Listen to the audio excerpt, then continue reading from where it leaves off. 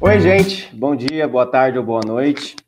Hoje nós vamos continuar com o nosso quadro de entrevista aos jovens cientistas brasileiros.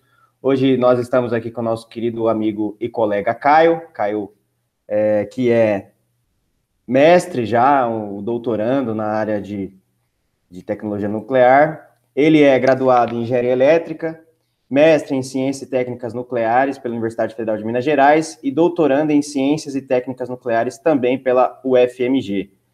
Mais ainda, ele é professor da rede estadual de ensino, da disciplina de física e monitor de cursinhos pré-vestibulares para o ensino e auxílio nas disciplinas de física e matemática. Muito obrigado, Caio, pela sua disposição, pelo seu tempo. Para a gente aqui do Jovem Cientista, do projeto Jovem Cientista, é muito gratificante entrevistar pessoas como você. E a primeira pergunta, ou talvez o primeiro diálogo se dará em função de que você falasse um pouquinho sobre você e o que você faz, Caio? O que você faz? Vamos lá. Primeiro, Matheus, obrigado pela honra, pela oportunidade de conversar com você. É extremamente nobre, uma satisfação muito grande estar aqui conversando, estar no canal Jovem Cientista, né? Nesse portal, falando para o público, falando um pouco de ciência, é essencial. Agradeço muito essa oportunidade, fico muito feliz no convite, estou sempre aberto a poder conversar. Bom dia, boa tarde, boa noite, né, para quem está assistindo. Bom, vamos falar um pouco de mim, né? Eu sou engenheiro eletricista de formação, né? Formei pela Pontifícia Universidade Católica de Minas Gerais, a PUC Minas. Posteriormente, logo após a minha formação em engenharia, já me aventurei a cursar algumas disciplinas isoladas até então no Departamento de Engenharia Nuclear da UFMG, e dali eu já estava trabalhando um pouco, conhecendo um pouco sobre energia, um pouco dos aspectos econômicos da energia, os recursos energéticos. Já estava, assim, talvez pensando muito que eu fosse para uma área que trabalhasse um planejamento energético, até natural, né, de uma formação de engenheiro ali, engenheiro eletricista, trabalha um pouco com energia. Posteriormente a ele, ali eu já adentrei o mestrado, que já é um enorme desafio, pensar assim, nossa, um salto, né, sair da graduação e já ir para o mestrado, um enorme desafio. E aí fui do meu mestrado, e dentro do mestrado foi uma coisa, assim, muito interessante.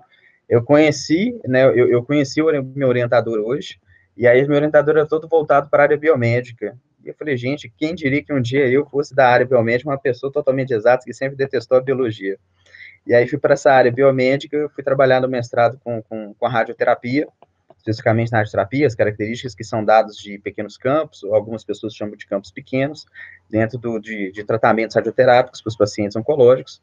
E aí, dali, eu terminei o mestrado, apresentei ele, defendi o mestrado, dali já fui para o doutorado diretamente, e aí, dentro do doutorado, já hoje nós criamos uma pesquisa que tem muito futuro, que talvez, assim, tenha um prognóstico muito bom para os próximos anos aí, que é a chamada radioterapia intraoperatória de mama. É o momento que você faz uma irradiação com elétrons no tecido mamário, né, quando a mama está aberta, e aí você faz a irradiação com os elétrons, aí você passa a trabalhar com menor dose ao paciente, com um trabalho, assim, de melhor saúde, com bons parâmetros, né, de tratamento a um paciente oncológico quando no câncer de mama. Então, me tornei, assim, eu dentro da minha formação, acho que já vindo do ensino médio, a graduação, vindo ao mestrado, eu nunca deixei de amar, eu trouxe esse espírito todo, porque eu nunca deixei de amar a ciência, a pesquisa, o conhecimento, a busca, entender, assim, vamos conhecer um pouco mais, vamos aprofundar um pouco mais. Nossa, show de bola, Caio. Muito bacana mesmo. Pra você ver, né, essa interdisciplinaridade, né? Mas antes da gente avançar para a sua área atual de pesquisa, por que você escolheu a engenharia elétrica e não as outras? Por que, de fato, a engenharia elétrica chamou sua atenção? Eu diria assim, eu aprendi uma vez uma coisa, eu diria que eu não escolhi a engenharia elétrica. A engenharia elétrica me escolheu. Porque quando eu fui ser engenheiro eletricista, de uma forma muito aberta, eu nunca quis ser engenheiro eletricista. O maior sonho da minha vida era ser físico. Eu tenho um amor, assim, platônico ainda pela física, a ciência básica que é a física. Bacana, bacana. Eu sempre amei muito a física, mas aí já vindo aquele aluno, talvez ainda com um pouco de maturidade, vindo do ensino médio, e não ter sido aprovado que só tinha um curso de física dentro da Universidade Federal de Minas Gerais, uma Universidade Federal, ou outras federais espalhadas pelo estado ou pelo país, universidades públicas, e aí eu não tendo sido aprovado, bom, naquele momento que você é um vestibulando, você passa e ali fala assim, olha, vai lá, curso. E aí eu fui para engenharia elétrica, e dentro desse momento da engenharia elétrica, eu fui cursando e, vou dizer assim, às vezes até muito resistente. Claro, gostei de muitas disciplinas, gostei de aprender muitas coisas, tive excelentes professores, criei muitos amigos, muitos colegas, mas assim, claro, fui vivenciando dali, talvez aquela dificuldade por ainda não amar o curso. E aí eu fui, é uma parte muito interessante, que até não explicitei isso, né, talvez muito minha vida acadêmica, eu fui aprovado em Física na Universidade Federal, cheguei a cursar Física conjuntamente com Engenharia Elétrica, mas eu não sei, né, foi um sentimento que não deu continuidade, eu não dei continuidade ao curso de Física, do qual eu sempre sonhei.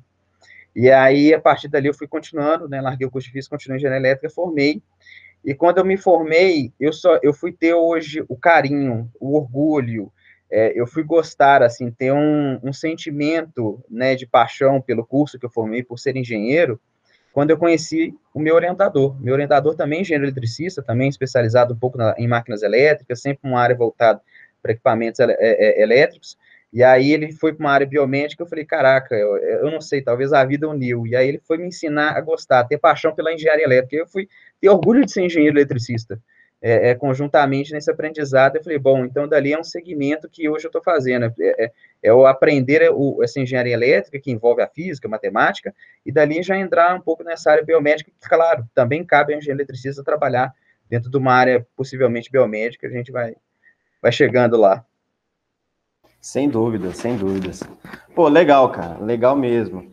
E, bom, indo para a área mais acadêmica, você havia comentado que você começou a fazer iniciação científica, e dentro desse espectro da iniciação científica, o que você acha que ele significa? De fato, para uma pessoa ir para uma vida acadêmica, seria muito interessante ou não começar a fazer uma iniciação científica? Você acha que é fundamental ou periférico? O que você acha, Caio? A iniciação científica, para quem quer a área acadêmica, para quem quer ser um pesquisador, para quem quer ser até professor, para quem quer trabalhar da teoria ali, quem é um conhecimento, ele é fundamental. A iniciação científica é tudo, porque ali você começa a ter um trabalho de ler, pelo menos assim, de ler um artigo. Você vai entender o que é a criação de um artigo, como que ele se escreve, o que ele quer dizer, você passa a ter um trabalho de um aprendizado do que é a pesquisa, você passa a ter que buscar o conhecimento, você tem que adentrar, entender o que está acontecendo. Então, quando eu comecei uma iniciação científica dentro da PUC Minas, eu fui conversar, assim, fui falar, né, sobre uma situação de vida útil dos transformadores. Os transformadores, claro, são hoje fundamentais para a transmissão, né, geração de energia elétrica, né? Todo mundo acho que viu um transformador no poste, pô, o transformador estourou aqui na esquina da minha casa, acabou a energia elétrica. Então, ele é fundamental, ele é essencial para que você tenha essa transmissão, chegar a energia elétrica na sua casa. E aí ele tem uma questão de um aquecimento interno, ele tem uma questão de algumas correntes de fuga, que chamadas correntes de Foucault, e aí você tem toda uma situação inerente ao transformador, e eu fui pesquisar um pouco. Né, eu não dei continuidade nessa científica, até porque o aluno de mestrado, que até então estava fazendo essa pesquisa, também não deu continuidade. Então, tudo se dissolveu, né, não foi dando tanta quantidade, que aí é uma coisa que nós estávamos conversando. Dentro das universidades particulares, a pesquisa ela é existente, essencial e fundamental também, mas, assim, ela é muito menor, em menor número, em menor quantidade, talvez, assim, não sendo carro-chefe do que quando é uma universidade pública. A universidade pública, ela é muito importante para o país, ela é o nosso pilar dentro da ciência, o nosso pilar dentro da pesquisa, do aprendizado. É dentro da universidade pública que se faz pesquisa, é ali que está o pesquisador, o professor que quer aprofundar conhecimento e de trazer um conhecimento também, claro, para a sua graduação, para a sua formação muito aprofundado. Então, eu fiz, mas eu digo sempre assim, gente, quer ser professor, quer estar na área científica, quer aprender ciência, iniciação científica é exatamente a iniciação à ciência, a iniciação ao trabalho da pesquisa, do conhecimento, da aprofundar. É da partir dali que você vai muito longe. Com certeza, concordo plenamente com você. Bom, legal. E aí, então, você concluiu a graduação, você teve essa feliz oportunidade de ter esse contato com a parte de iniciação científica, e aí você é aprovado no mestrado, Caio. Caramba, Caio, você foi aprovado no mestrado. Meu Deus do céu, eu acredito que para você tenha sido também uma experiência ímpar você ser... Foi. É porque é um degrau muito importante na vida acadêmica, não é? Então, Caio, fala um pouco aí, o que foi para você, o que significou para você ser aprovado no mestrado na UFMG? Eu fui entender o que significou ser aprovado no mestrado da UFMG quando eu terminei o mestrado. Quando eu terminei o mestrado, eu entendi o que é ser aprovado no mestrado. E aí que é um ponto que se liga a um pouco a pergunta que você me fez já anteriormente sobre iniciação científica. Quando você está dentro, claro, né, das universidades públicas, talvez o mais inserido numa iniciação científica da pesquisa, o mestrado para você é exatamente uma nova etapa de um trabalho, de um conhecimento em que você vai descrever ele dentro de uma dissertação de mestrado, dentro de um trabalho, que você vai criar dentro dele, vai criar dentro dele mais ainda a sua formação de cientista, a sua formação acadêmica. Para mim, passar no mestrado foi uma nova escola. Eu vim de uma escola que exatamente sempre me trabalhou com uma base teórica e prática que me voltava muito a trabalhar, ser o mercado de trabalho, me tornar engenheiro eletricista. Mas o mestrado, para mim, foi uma escola para entender como que lê, como se escreve um artigo, como escrever uma dissertação, o que é estar de frente para uma banca. Para mim, foi uma escola para aprender a escrever, aprender a ler, aprender a ser, hoje, cada vez uma pessoa mais voltada à área acadêmica, tudo isso. Então, eu falei assim, eu sempre falei isso hoje, né, com colegas, com amigos, professores, orientador, o mestrado foi, para mim, uma escola. E foi uma escola, assim, maravilhosa. Foi tudo que eu podia ter, que eu gostaria de ter tido, e que você já começa a ter essa escola dentro da iniciação. A iniciação já te traz essa escola. Então, eu fui ter ela dentro do mestrado. Mas, é claro, com um salto muito grande. Ser aprovado no mestrado, para mim, foi já um desafio enorme. Já é um desafio enorme você estar no mestrado, porque é um salto, é um degrau muito grande. É engraçado que eles já falam muito isso. Você sai do ensino médio, você vai para a graduação. É um salto, é um pulo muito grande. Da graduação ao mestrado, é um salto maior ainda. E aí você sai do mestrado, doutorado, parece que é muito tênue, talvez, a linha, né? É muito fina. Eu acho que eu vou aproveitar, Caio, e já Claro. vou lançar a minha outra pergunta para você em relação ao seu doutorado. Bom, hoje, para quem não sabe, o Caio, só para reforçar, ele é doutorando na mesma área na Universidade Federal de Minas Gerais. Caio, é muito diferente doutorado para o mestrado. Há um gap, um degrau, de fato, há um degrau a ser subido, mas ele é muito alto, ele está no mesmo nível do mestrado, ou da graduação para o mestrado, ou de fato no doutorado o mundo fica muito mais divertido, por assim dizer? Olha, o mundo ele se torna um pouco mais divertido no doutorado, porque dentro do doutorado você passa a ter autonomia. Você é graduado, então você é um profissional, e você é mestre. Então você já é uma pessoa voltada para a acadêmica. Então talvez o divertimento dentro do doutorado é quando você é um cara que, poxa, você não é mestre? Traz para mim o resultado. Você sabe pesquisar, você já sabe ler, você sabe escrever, você tem que fazer aquilo ali. Entende? Você tem autonomia. Então, é quando você tem a formação de um pesquisador, e nós temos dentro do Brasil, diferente do que é na Europa, nos Estados Unidos, nós temos dentro do Brasil um orientador que às vezes é muito paizão, ele fica muito próximo. O doutorado, não. O doutorado, você perde um pouco aquele pai, ele te torna um tio, às vezes um tio chato, né? Mas ele é um tio chato que ele exatamente sabe assim que você tem que continuar. Então, ele fala assim: olha, me traz resultado. E aí você leva o resultado para ele e fala assim: ó, tá legal, tá bom, tá ruim, faz isso, faz aquilo, muda aquilo, vai por esse caminho. Porque ele passou por tudo isso. Ele vivenciou essa área acadêmica, então ele vai te trazer.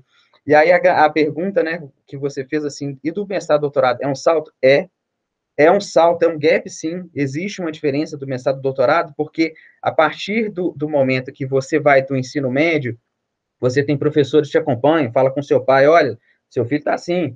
E aí você sai dali para a graduação e eles começam a te chamar um pouco de atenção, tá ali com você, ensinando, te dando provas, te dando as oportunidades. Quando você cai para o mestrado, para mim foi uma grande escola, e eu tenho certeza que é uma escola muito grande para todos o mestrado, é uma formação também de tiro curto, 2 anos, e aí você passa aí para o doutorado. Você não é o aluno da graduação, você não é aluno do mestrado, você não está ali aprendendo, criando. Você é um profissional da área acadêmica que você tem que criar seu conhecimento e buscar dali o seu caminho. Você quer aprender o quê?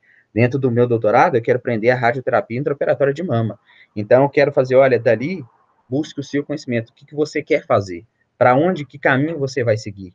Você sabe o que fazer porque te foi ensinado.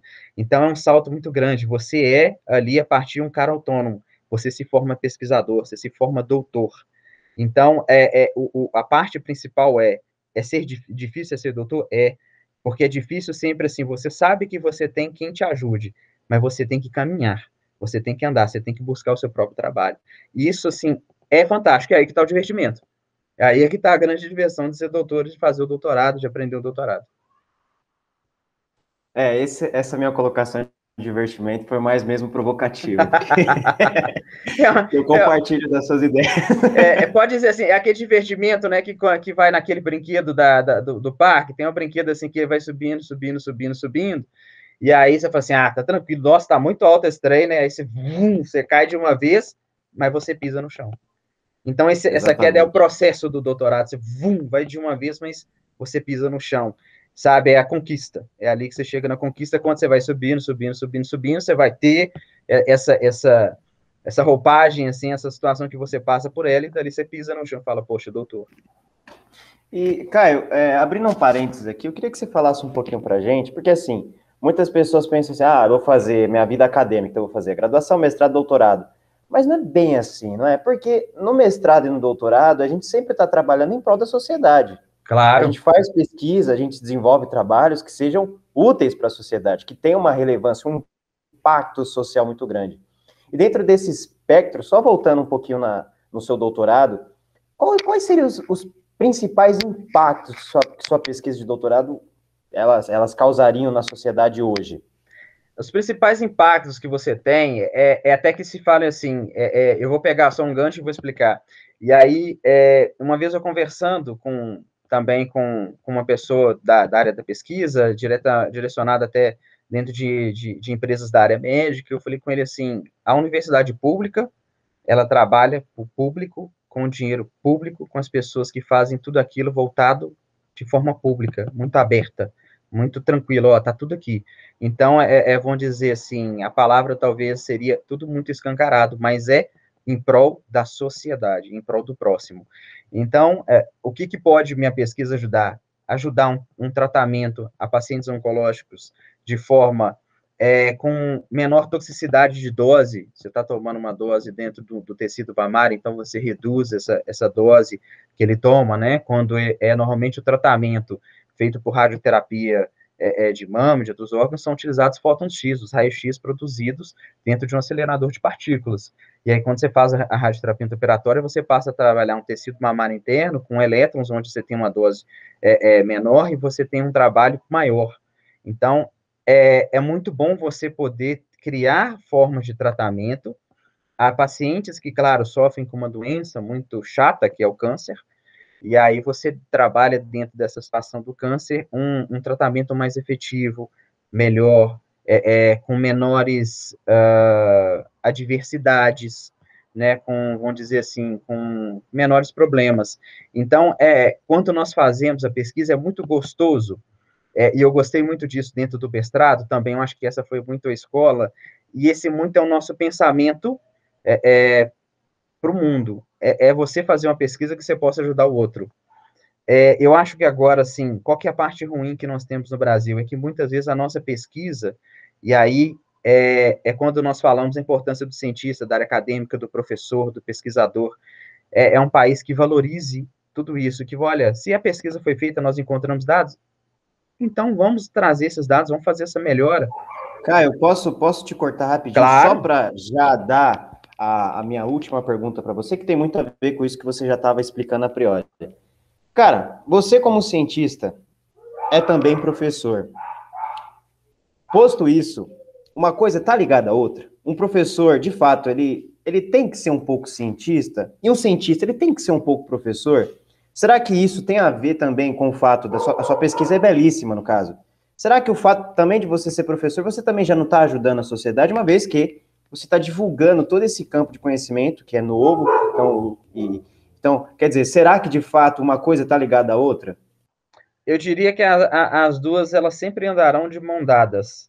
Talvez elas sejam até os nossos gêmeos, eles nascem juntos. Porque quando você é um cientista, você naturalmente é um professor que vai. Você nunca trabalhará sozinho. A pesquisa, ninguém trabalha sozinho dentro da pesquisa. Então, você sempre terá pessoas que você vai ensinar, você vai conversar, você vai aprender. Então, sempre o conversar, o ensinar, o aprender é ser um professor. Então, quando você adquire esse conhecimento, você quer levar ela para as pessoas, você quer trazê-la para a sociedade, fala assim, quero fazer um bem. Então, olha, eu fiz isso, é Arquimedes, eureka, eureka. Então, assim, você levar isso para as pessoas, falar, olha que legal, quero te mostrar isso aqui, vamos trabalhar isso, olha que interessante. E aí você quer carregar isso e continuar fazendo bem, continuar trabalhando isso, que possa ser sempre melhor a priori para a sociedade, para o próximo mesmo, para as pessoas. E aí você vai fazendo tudo aquilo, quer trabalhar com as pessoas, e aí você vai trabalhando o cientista professor que ensina, o cientista dentro da universidade que explica, que puxa o aluno para a pesquisa que ele faz, para o campo dele, né? Sempre dentro da universidade, é interessante que sempre o professor seja dentro da formação da graduação, assim, na pós-graduação, você vai ter sempre aquela pessoa que se te puxa assim, fala, olha, vem cá um pouquinho para minha área, isso aqui é legal, isso aqui é gostoso, né? Então, na minha graduação de engenharia elétrica, dizia assim, você tinha um cara no circuitos elétricos, tinha um cara do CEP, Sistema Elétrico de Potência, tem um cara do Max, sempre um, tipo, eletrônica, vai te puxando. Então, ali dentro da pós-graduação, eu fui puxado para a biomédica.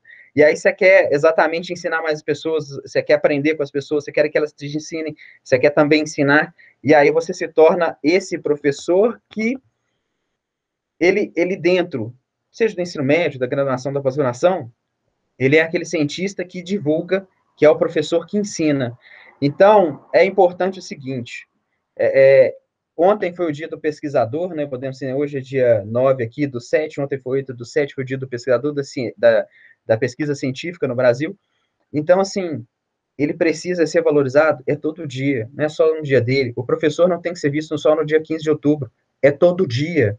E a valorização, ela não passa só, pô, parabéns, ele é o profissional dos profissionais, ele ensina todas as profissões, ele é o cara que faz exatamente acontecer a ciência, faz tudo acontecer. A valorização dele é com boas oportunidades, é com condições de boas formações, é bons laboratórios para trabalho, é investimento. Ciência não é gasto, é investimento, é crescimento. Então, é investimento, são bons salários, sim. Os professores, cientistas, merecem bons salários, como todas as outras profissões. Todas merecem bons salários e boas condições de trabalho. Então, é interligado você ter esse profissional da educação trabalhando com a ciência, porque a educação nasceu da ciência. Nós aprendemos com aqueles caras que ali vieram. É muito bom quando você pensa assim, uma coisa, pô, ser cientista, ser professor, bom, Einstein é um dos maiores cientistas que nós tivemos, e muitas vezes nós temos fotos dele dando aula. Quantas vezes nós vimos fotos de Niels Bohr, Schrödinger, Dirac, ensinando? Eram professores que ensinavam, levavam a ciência a mais à frente. O próprio Richard Feynman também. O Richard Feynman é fora da curva, ele é o professor dos professores, ele é acima de todos. E é só um dos maiores pesquisadores do mundo, que trabalhou em aerodinâmica quântica e é prêmio Nobel. Então, você pensa assim, nós ainda, eu vou dizer assim, talvez nós, professores também, e nós não podemos deixar de aprender com ensinamentos que Feynman nos trouxe. Feynman exatamente assim, foi o fora da curva, como você disse, aquele ponto fracou, é um professor e pesquisador. Então, se liga, eu acho que é muito bem colocado para você, Feynman é o símbolo, é o personagem, é exatamente a vestimenta que se precisa para se entender. Gente, um cientista é um professor é sempre um cientista porque está sempre pesquisando, aprendendo para poder ensinar cada vez mais. Claro que aqui no Brasil a gente também tem os nossos, né? O próprio César Lattes, tem. Todo esse pessoal que é da parte da tecnologia nuclear, eu poderia dar exemplos da matemática, como o próprio Elon Lages Lima, o Marcelo Morgado. Enfim, tem uma série de professores, os quais eu tenho como referencial. Eu citei o Feynman, que ele é um dos meus referenciais. Né? Não, também. E o Elon, né, fez o livro de análise, que é o grande livro dos livros, assim, para poder aprender análise, que é fundamental, como eu estava te dizendo. Eu sou um apaixonado pela ciência básica.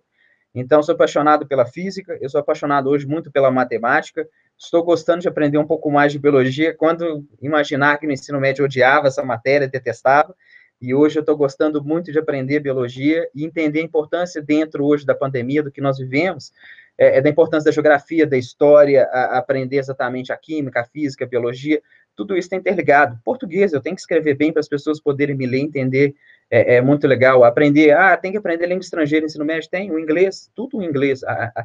O inglês não é a segunda língua, é a primeira língua, principalmente dentro da pós-graduação, é a primeira.